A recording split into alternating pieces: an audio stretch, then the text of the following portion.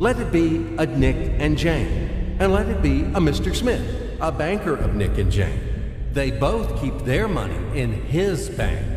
That's why we use the title Mr. Smith with respect. Nick really wants to buy, well, let's say Jane's bicycle, but he has no money. More precisely, he has money, but not enough, only $10, while Jane wants $100 for her precious bicycle. That's a problem. What should Nick do? Well, this bicycle is so desirable. He gives Jane his $10 as a deposit and asks plaintively not to sell the bike to anyone. He says that he will bring the rest of the money soon. At the same time, he runs to his bank, to the respected Mr. Smith, to get a loan for the missing $90. As ill luck, Mr. Smith has no money at this moment, but he knows perfectly about $10, which Nick gave to Jane.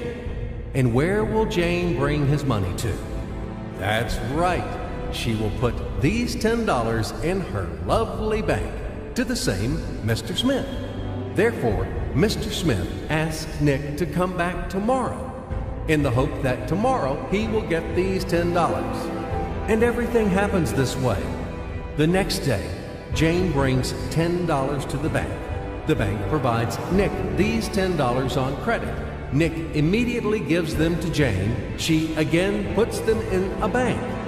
The bank again provides Nick these $10 on credit, etc. As long as Nick the fool will gather enough money for the bicycle. Don't you get confused yet? Be patient, I told you. These demons have been trying to confuse you during 1,000 years. These damn economists and financiers. But anyway, we will figure everything out. So what do we have in the end? Nick finally got the bike from Jane. Wow! But at the same time, Nick owes $90 to the bank, Mr. Smith, and the bank, in its turn, owes $100 to Jane.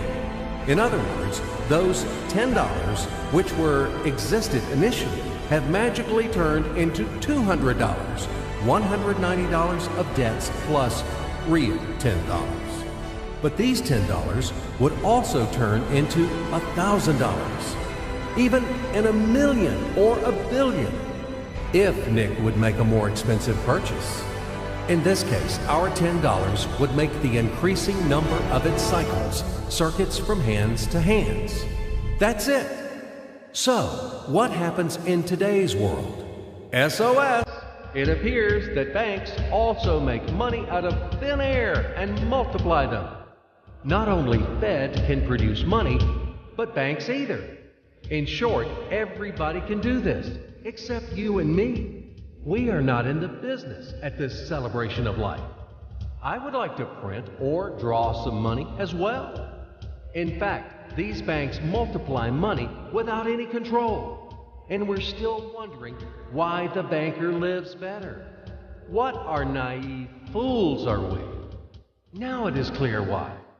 The one who produces the money, of course, lives better. But this is not enough.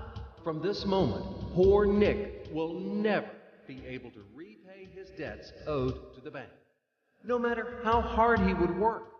Silly Nick doesn't know it yet, that he's in slavery to the bank, in credit bondage forever, because those $90 which he owes to Mr. Smith do not exist in nature at all.